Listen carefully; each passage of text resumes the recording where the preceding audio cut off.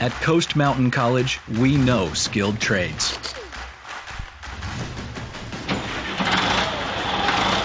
For decades, we have been preparing workers for success.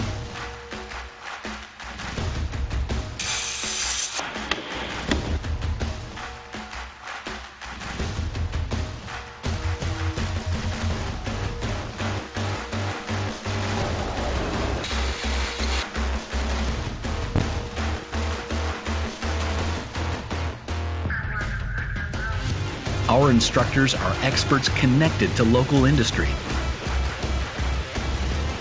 Train in a state-of-the-art facility to master your trade.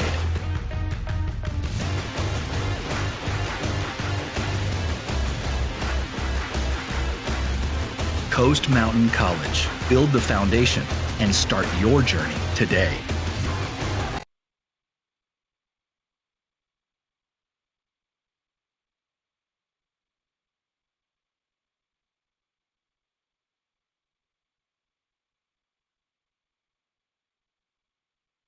Sorry about that. Hello, everybody. Welcome to another Let's Talk Trades event at Coast Mountain College. My name is Storm Carroll, and I work with the marketing department.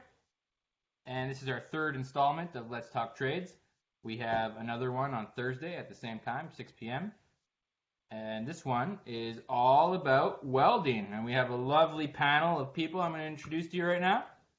So we have Tom Fedor. He's our instructor. Lead instructor of welding at Coast Mountain College. We have Shauna Stash, she's lead hand, and we have Rosalind Scott, career consultant and case manager, and we have a special guest, Cody Vijant, technical outreach officer from CWB Welding. Pretty fully loaded panel here today. So we'll just hop right into it. Trades is one of the highest paying red seals that you can get, and safe to say one of the most in-demand trades available right now with all the stuff that's going on around British Columbia and Canada for that matter.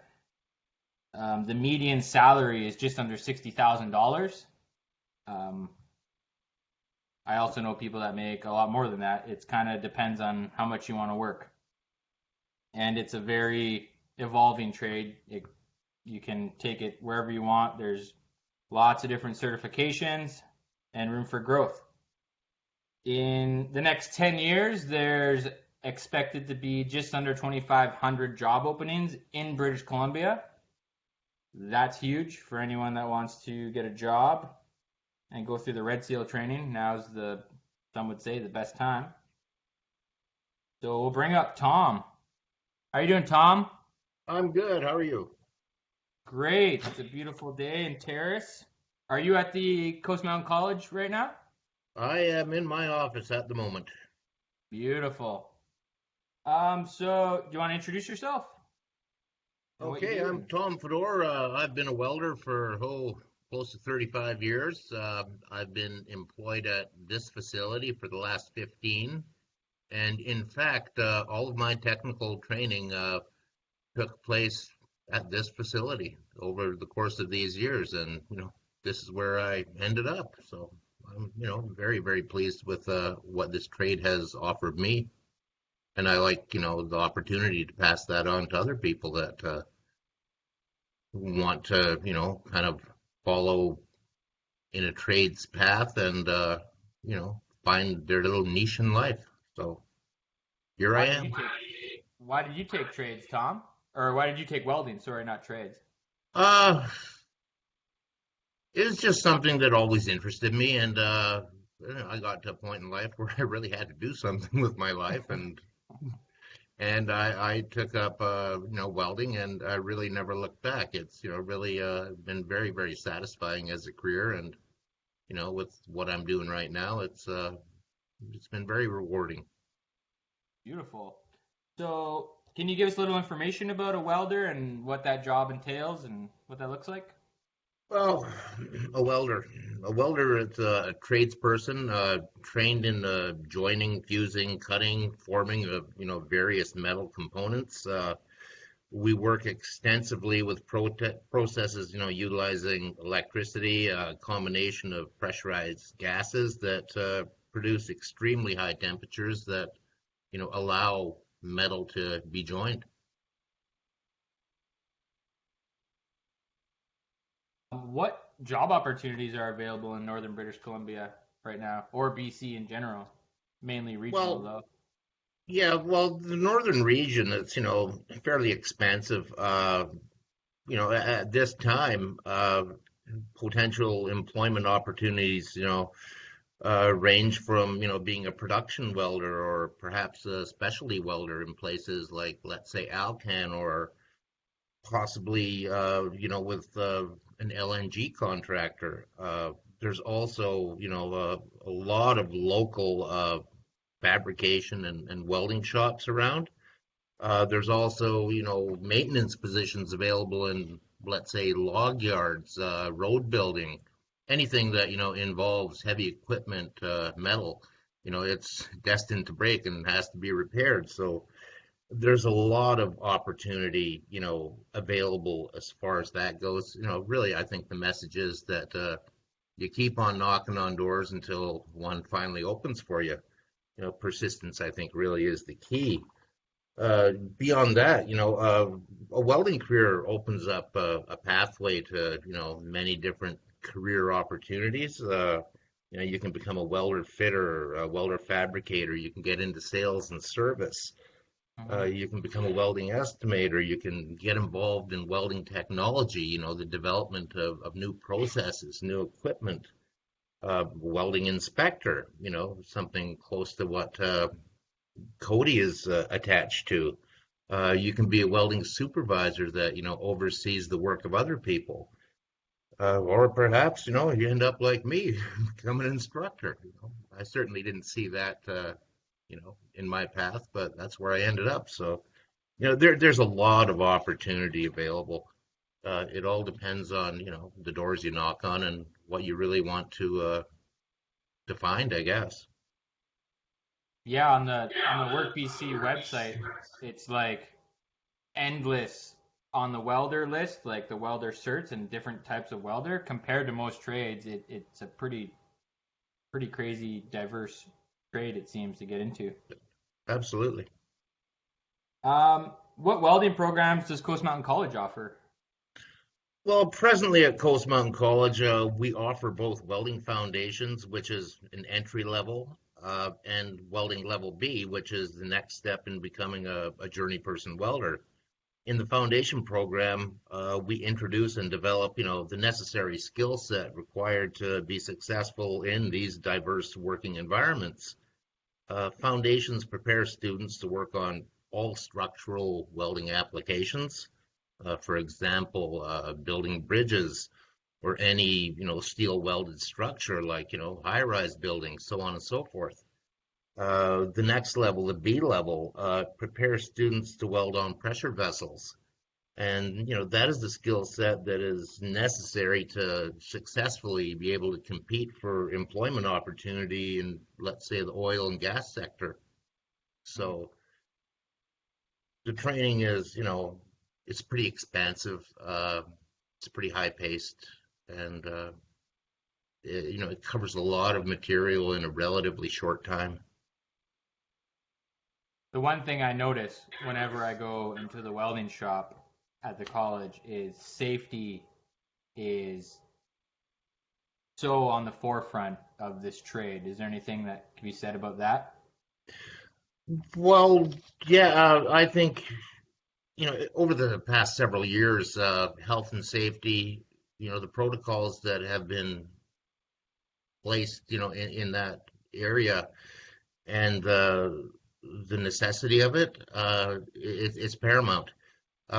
So what we stress, like, not just the welding department, but every trade that goes on in this facility, health and safety, personal protective equipment, safe working conditions, because those are, attributes you have to take with you into the real world, so to speak. When you go to an industrial working environment this day and age, health and safety is, one of the biggest issues there. So we strongly support, utilizing any kind of personal protective equipment, and we suggest you use it. But safety glasses, high vis vests, so on and so forth.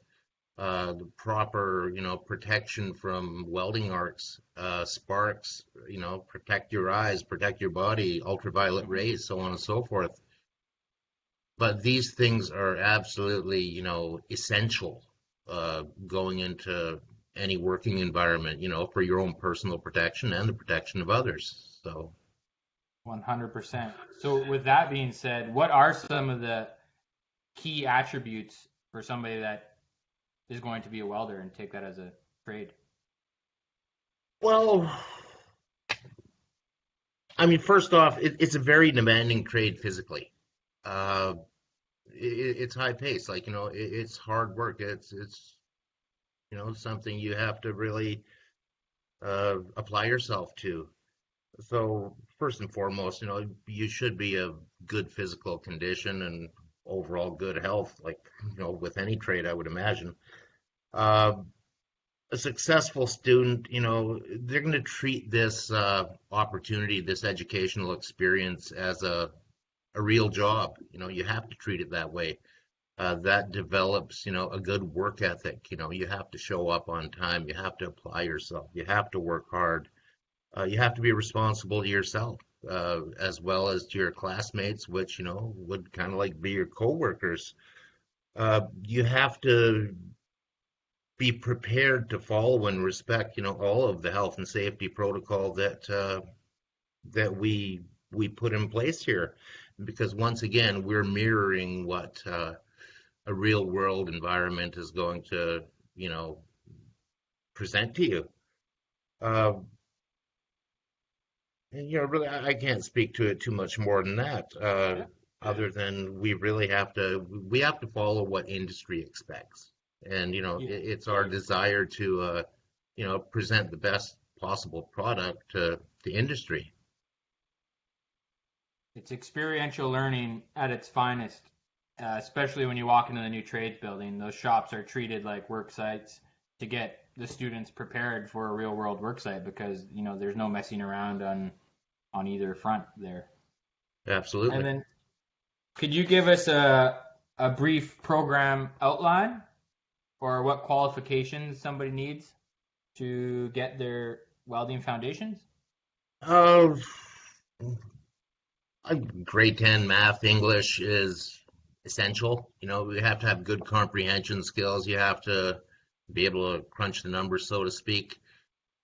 The way that our program is actually laid out, we have 10 modules in the foundation that we cover. 3 of those are related knowledge that do not, have any practical components attached to them. The other 7 modules, they're heavily based on practical competency, skill development. And those 7 modules effectively cover the vast scope of the entire welding trade, from the most rudimentary skill sets to some fairly advanced ones. So with the foundation, you develop a pretty healthy skill set. The way that the grading system, so to speak, is laid out, it's a 70% pass mark that we have set. So on compilation of all the competencies and theory exams that you do, we want people to achieve 70%. It's a 7-month program. It's fairly intensive. At the end of that program, there's a standardized level exam, that is delivered by the ITA. So, it's a blended combination of some pretty extensive theory and a lot of really good practical skill development. So come to Coast Mountain College and experience it. Yeah, for sure. And then last question for you, just before we move on.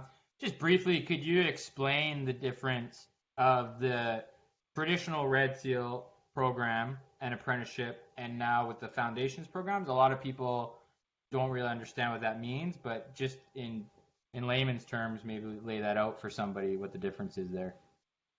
Well, foundation program used to be called a C level. Effectively, what the foundation program compared to the apprenticeship program, the foundation program delivers level 1 and level 2 of the apprenticeship program. So there's nothing missing from it. It's a model I love teaching because we cover all the bases with it. Level 3 is basically your B level, which is your more advanced, that prepares you to do pressure vessel work, and if you so desire, move into pressure vessel work like with oil and gas and such. Beyond that, we have a level 4, which is used to be called the A level. It's a more specialized processes that are available for the learner.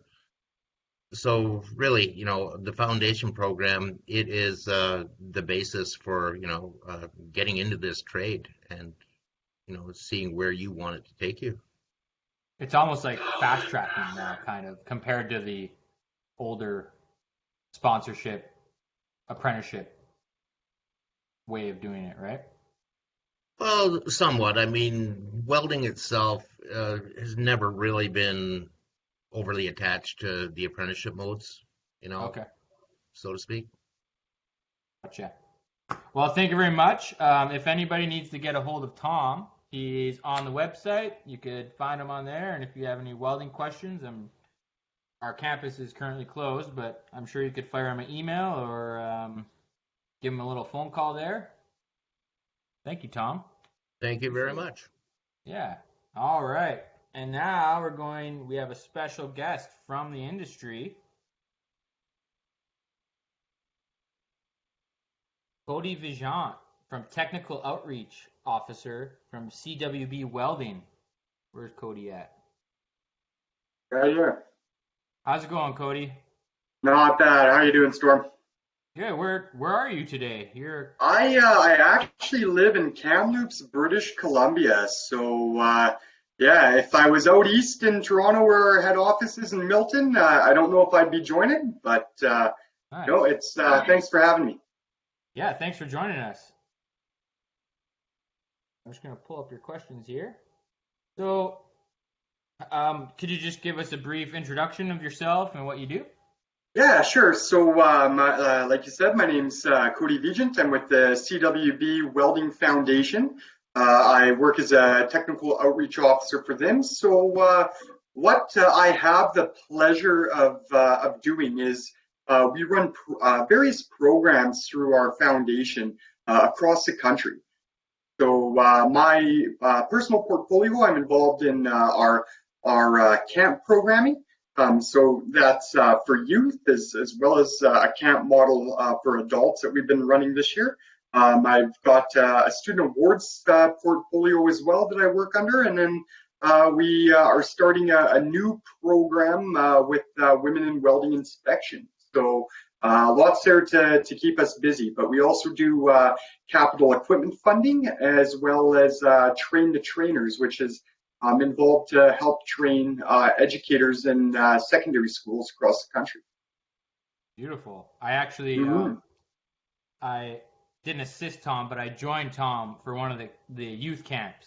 And it was cool. Super awesome seeing the young kids getting into the trades and being like really stoked about it and all the little gear that they had. It is really awesome to see. Speaking of the youth, what would be your advice for not even youth, but anybody that's deciding to maybe get their red seal in welding? Yeah, that's a great question. I think my advice to them would be to ask them, why they're even thinking about welding in the first place. So, and we say that because generally, what we hear from youth looking to pursue the trade, and even from a lot of adults that are looking to pursue the trade, is the first thing we usually hear is the money attached to it. Everybody wants to talk about the huge money, and hey, if you want to make a lot of money, this is a great trade. but we want to go beyond that. And while you can make good money, it's really what are you looking for, and what do you value? Do you value problem solving? Do you value working with a team, running a crew? There's lots of different projects all the time, and having the ability to be employable wherever you go, if that's something that would be of interest to you, and having those transferable hard skills, then those are huge factors, and that'd be something I'd really want to highlight for anybody looking to get into the industry. Awesome. And then in terms of having those skills, it seems like welding, there is so much room for growth in this trade in terms of the types of welding. Is there anything to be said about that?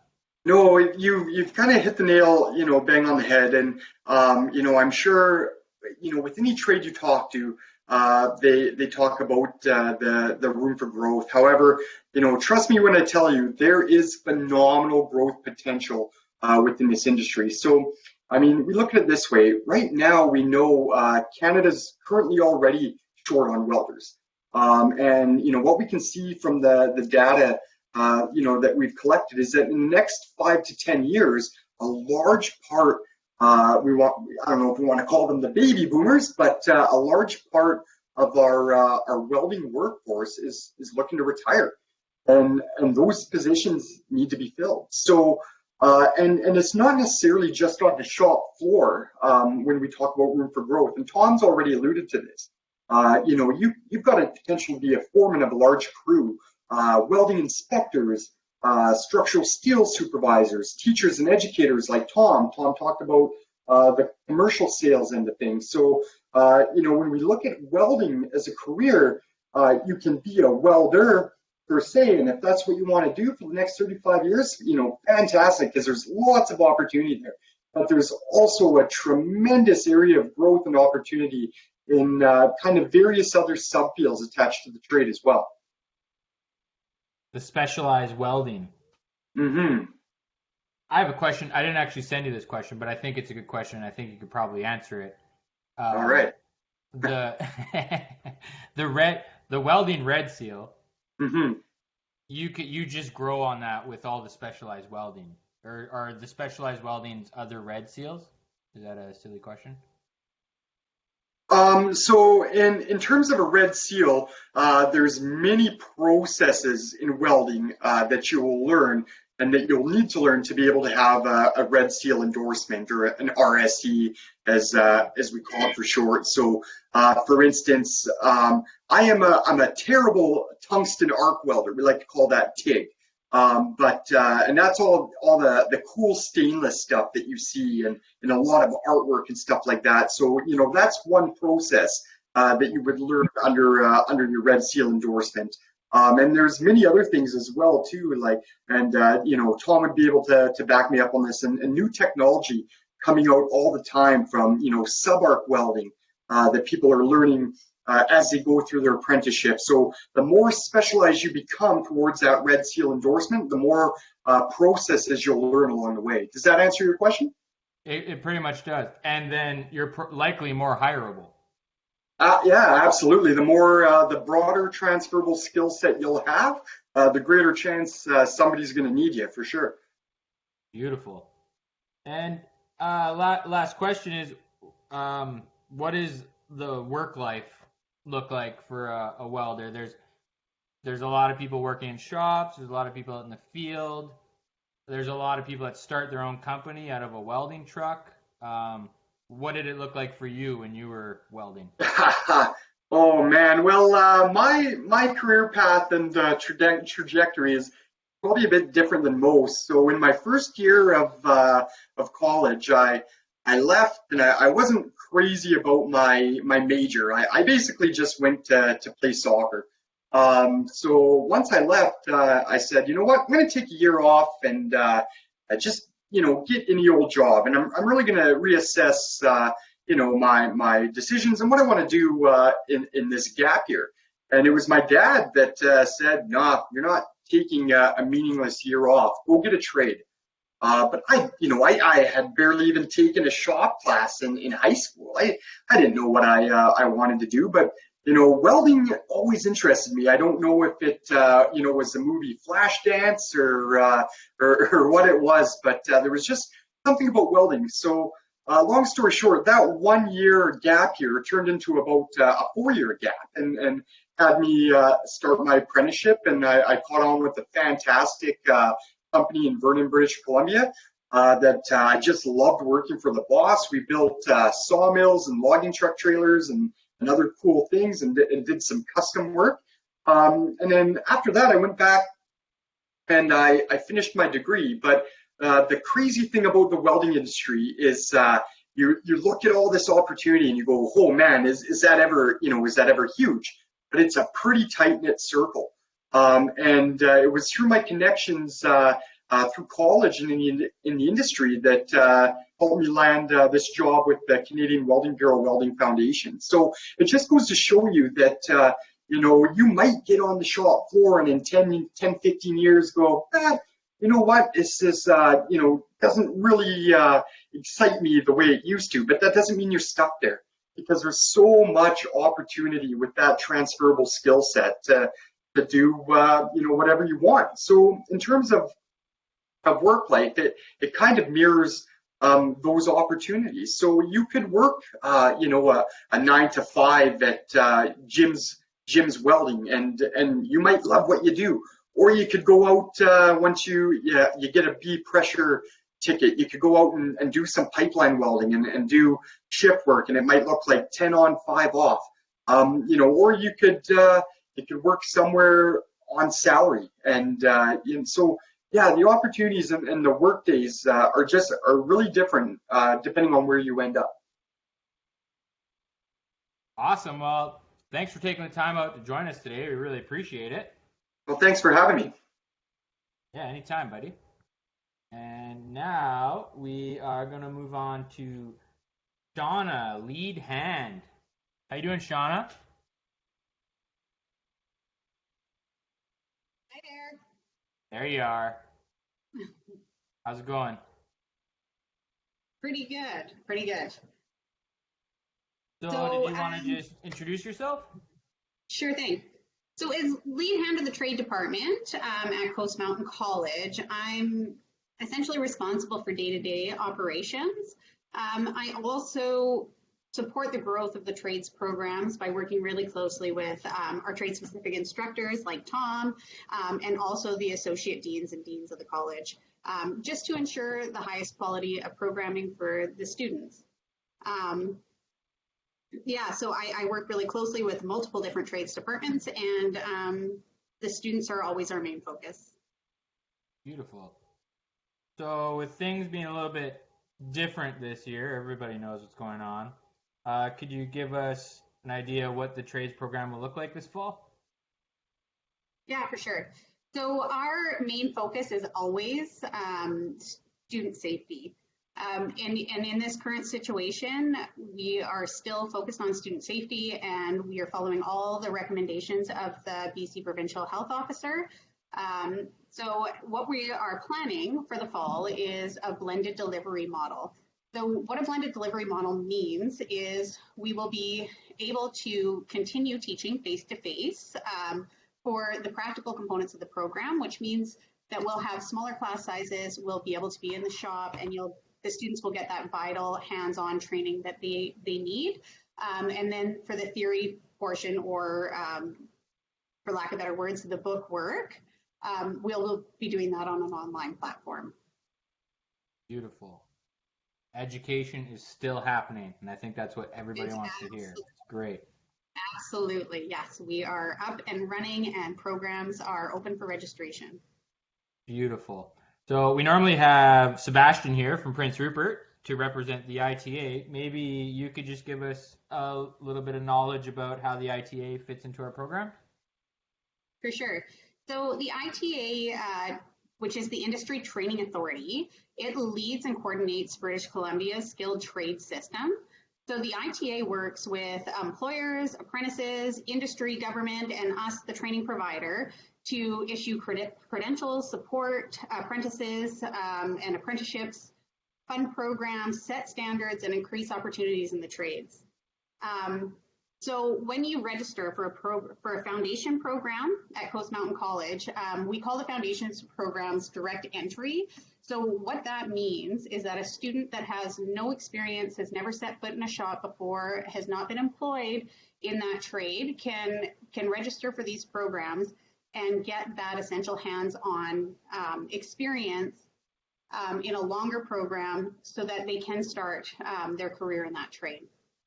So with the ITA, when you register in a foundations program, you also register with the ITA and you get what's called a TWID number, which is the trades worker identification number. So when you get that number, what that essentially does is register you with the ITA, and it allows us, the training provider, to record your grades, which ensures you get credit with the ITA as well. So not only from receiving a certificate from us, you will receive a credential from the ITA, which will give you a head start on getting into the trade. If you are an apprentice and register in one of our apprenticeship programs, how that works is you are already employed in the trade, you have an employer sponsor, you come to us, you already have that trades worker identification number, and then we do the technical training for you. And then you can continue on with your work-based training hours and working in your trade. Beautiful. I love the foundations program. I cannot stress how awesome that program is for trades, for people to just decide and go into it without having to worry about finding an employer right off the hop. You're actually more employable if you go through the foundations program. It's lovely. So people check out that foundations program on the internet. And also, Shauna is available. You can find all our contact information on our trades homepage. You can phone her or contact her for any information you need. Anything else we missed, Shauna, or are we good? No, I think that's good. So if you're interested in any of the foundations programs, like Storm said, they're a fantastic way to get started in the trade that you're interested in. And yeah, check out our website. You can also check out the ITA website to get any of the details on the trades that you're interested in. Awesome. Thank you so much, Shauna. Thank you. All right, moving along to Roslyn. How are you doing, Roslyn? Good. Hi, everybody. Good to see you again. Thanks. You got the sun shining through the window there? Nice. I do. Is it shining through? I know it decided that it had to be in this one spot right now. Nice. So Roslyn is our career consultant for trades at Coast Mountain College, and she's going to give us a little how-to on how to register, when to register, and how to get a hold of her. Sure. So just what I do is I work with students here at the college. So if you have inquiries for information about trades programs, again, you can get a hold of me as well. Information's on the website, so it's easy enough to do that. I can help if you have questions around applications. I'm not admissions, but I can help get you directed in the right areas and hopefully, share information that you might need. A couple of things I just wanted to mention was about the registration. So if you're interested and want to, I know we're in a bit of a different situation right now with the COVID pandemic, but you can still apply online with the college. The actual campus offices are closed to the public at this time, but application online. So it's a fillable form online, and it comes direct into our info at Coast Mountain College.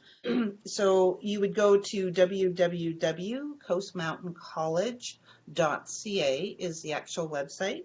You go to the admissions tab and then apply to Coast Mountain College under the admissions tab. And all the information is there right for you. They take you out step by step, so that information is great as well. If you're looking at a trade, so if you're in on the welding trades apprentice or trades page for foundations, there's also a link directly out of the overview page that you can click on. So it's really easy to get to. You're not going to have a problem finding the application process. I just wanted to quickly mention, if you are a high school or what we call a dual credit student, and you're interested in taking any of the programs, please just see your counselor at the high school. So dual credit students the process is you start with your school. So you start with the school district. In Terrace, there's also the NTEC building, the Northwest Trades. And we have in Smithers, the trades coordinator is Gavin Sporer. In Prince Rupert, it's Susan Enns. And in Niska territory, it would be Charity Peel. So if you are a dual credit student, please check with your school counselor. A couple of things I want you to know. It's application and registration. It's a two-step process, and there is sometimes confusion around that. So the first thing you do is you apply. So get online, fill in the application and apply. There's no cost to apply. So go ahead and get that in if you're interested in. The second step is your acceptance to the college. So at that point, always remember they do usually ask that you have some type of transcript that you attach with your application to show you have the prereqs. So that means the admission requirements, and Tom talked about it's grade 10 English and grade 10 math is usually the skills you need.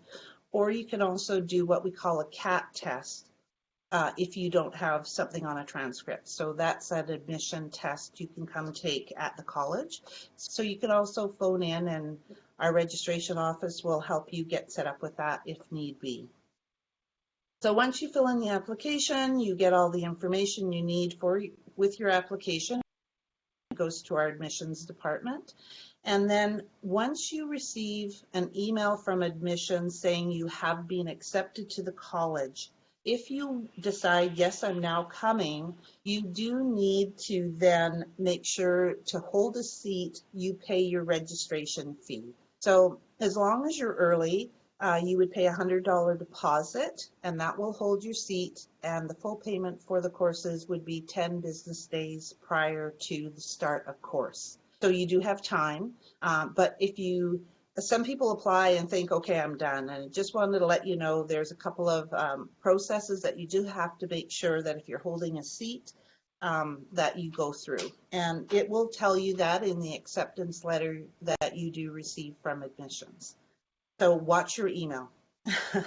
I just want to also just touch base on is that because of COVID, the health and safety regulations that we have to put in place in order to keep the safe distance, the social distancing within the shops, within the school, we are going to have a reduced number of available seats this year. We're going to do as many as we possibly can, but it will be reduced because we have to make sure that of utmost importance is the safety requirements for us to be operating on the practical side of the programs.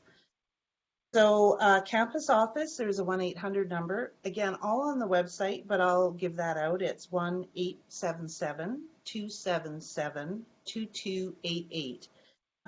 We do, although the offices are closed, we do have people answering the phones and people are answering emails, and they are there to accept documentation. And the documents all can go to info@coastmountaincollege.ca.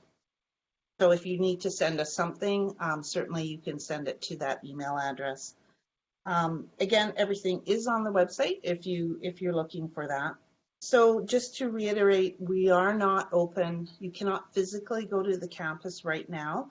Keep an eye on the website. Once that is available, we'll have it updated for you. Our phone hours are 8:30 to 4 p.m. Monday to Friday. And again, any documentation is info@coastmountaincollege.ca. So if you do at this time need to pay something, we do now have a payee account, like an e-transfer account, and that is something that's been pretty new to the college. So you can go on your banking site, you can add a payee, and it would be your student number. So a full 7-digit student number would allow you to go on and pay online if the campus is still closed. And then the last thing is just on the website at coastmountaincollege.ca. If you go to About Coast Mountain College, you can see all the campus locations. So once they're open, then you know in your area what location you can get to. Awesome. Thanks, Rosalind. And we are going to put a link under the Facebook Live video on to get to the registration page. So be sure to check that out. And if you need to contact Rosalind, you can find her on the website as well, and she'd be more than happy to help you out. Thanks, Rosalind. Great. Thanks, guys. All right. Now I'm up. So just to wrap it all up here, I'm going to talk about funding. And one thing I'd like to say is I don't think there's ever been a better time for somebody to enter trades. Anyone can get funding. It's like there's so much funding available. So be sure to check out all the appropriate outlets, because I guarantee that there's probably funding available for you when entering not only this trade, but any of the trades across the board. So first and foremost, you can go to the ITA website. Not only do they have funding, but they have a bunch of programs to help you if you're living out of town, if you're going to school out of town. So much stuff on the ITA. Sebastian normally talks about that, but you could just visit the website and it's all there. In terms of Coast Mountain College, we have our foundations, Coast Mountain College Foundation, and they work with a variety of donors to raise funds for scholarships, awards, and bursaries for the students of Coast Mountain College. The employees at Coast Mountain College are very passionate about supporting our students, and many participate in the employee giving campaign by donating a portion of each of their check to scholarships, awards, and bursaries. We currently support over 65 different types of financial awards for students, and this number continues to grow. Last year, we gave out $170,000 to students of the college, and we hope to give out more this year. So you can find Coast Mountain College Foundation on our website at coastmountaincollege.ca, and you can go to scholarships, awards, and bursaries and find everything you need to know at Foundations. I highly suggest you check that out. And if you identify as Indigenous, you can check out our First Nations Access Coordinators page, and there will be more than happy to help you out. That's also on coastmountaincollege.ca, and there's also numerous programs available if you're Indigenous. So be sure, I cannot stress that enough, there's probably funding available for you. It's actually insane how much funding is available in the trades, even compared to any other stuff at the college. It's wild. So I think that's it. I think we're going to wrap it up. Thank you, everyone, for joining in the third Let's Talk Trades event. We will be back at it on Thursday for automotive service technician. So if you're interested in that trade, be sure to tune in at 6 o'clock on Thursday. Blue Jeans at Facebook Live. All right. Thanks, everybody, for coming out, and have a good evening. Cheers.